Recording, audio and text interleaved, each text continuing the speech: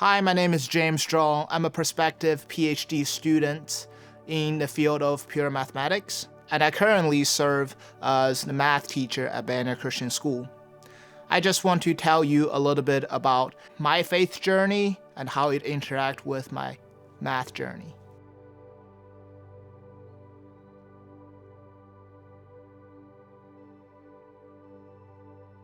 Oftentimes, parents wonder how we, the math teacher, implement Christianity in math classrooms. Yet, the x, y in the equation, the graphs on the plane, or the simplification on the nasty fraction does not scream the name of Jesus Christ to you. I agree. People will say that math occurs everywhere in the world. And yet, Christian will add on to that and say, Jesus, God exists everywhere as well. Math couldn't possibly be functional without the existence of God. For example, if I throw a pen right at you, so right at the camera, is it gonna hit the camera? Well, the answer is, if I don't have terrible aim, then yes, absolutely. But the mathematical model of it can be a little strange. So I will use my left hand as the pen, right hand as the destination. Do you agree for the pen to hit that destination, it needs to reach the halfway point? So right here. And then, is it gonna repeat the same process? So is it gonna hit another halfway point? Right there. Again, and again, and again. Soon enough, you'll find out, okay, there is always that remaining halfway point that the pen hasn't traveled. So what does that mean in reality? The pen will always have a gap with the final destination, so it will never reach you. Did we make a logical error somewhere, or is the math just naturally wrong? The secret to the answer is actually in how many times are we gonna repeat the midpoint analysis. Yet, if we repeat it finitely many times, then no, it's not going to reach the destination until we introduce this key idea called infinitely many times. We have to accept a very key concept called infinity so that a simple action like this can happen in real life. Yes, infinity is such a fantastic but also the most mysterious concept in the field of mathematics. I am by no stretch an expert in my field, but I don't believe that there is anybody on earth that can fully define the word infinity. What's interesting is, somehow, someway, we all have a little concept about it, like we're born with it. For example, if we go to the school playground right now and just randomly ask a first grader, okay, what's the biggest number? 10, 20, 100, 1,000? Eventually, a kid will yell, infinity. I don't believe that is something parents will include in their daily conversations with the kids, but somehow they know it. So where did it come from? How do they know this word infinity?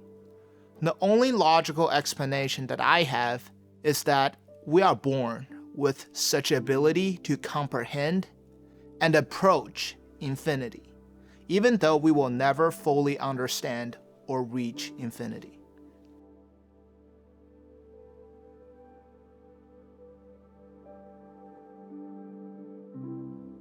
This is a very dangerous and controversial question to ask, so before we answer that, why don't we take a step back for a brief moment? Can we prove the property of parallelogram using triangle congruency? The correct answer is not yes we can or no we cannot, but absolutely we have to. Otherwise, it's not gonna work. So now let's back off our conversation to our original question.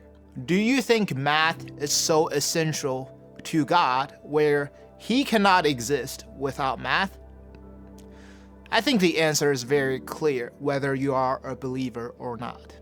I definitely agree to some extent that math is a fact-based subject, but it doesn't necessarily give you the truth. I don't believe math is a subject that seeks for truth, but rather consistency. We used axiomatic systems in math, meaning given a set axioms in the very beginning, we may follow the rules to produce more results. That is how we explore more and more in the field of math. However, we don't generally challenge the initial conditions. Similar to Christianity, I believe we have concepts such as the Trinity, infinity, or His love. Those are something that we simply do not and will not fully understand. And yet, those are what we consider as the truth. And that is the very foundations of our faith.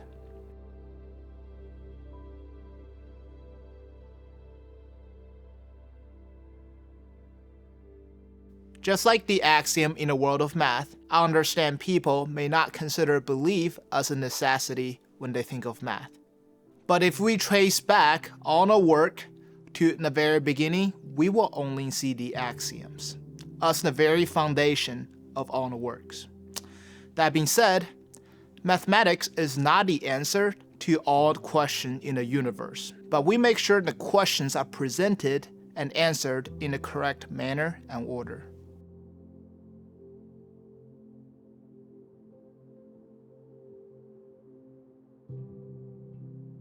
Imagine a moving ant on the ground. I don't think he's gonna jump off to look at an observer face to face. So people that are observing the ant, it's very easy for them to have a full image of such object, but nearly impossible the other way around. And that is what I believe our relationship with God. It is nearly impossible for us to have a full image of Him. That is why we can never understand or see who He really is. At the end of this video, I would like to encourage you with my life verse, actually introduced by one of my college professors, from Jeremiah 10:14. Every man is stupid and without knowledge. It is not said to be funny, it really humbles me a lot. We are made to follow, to seek Him, and the best of our ability in our dimension.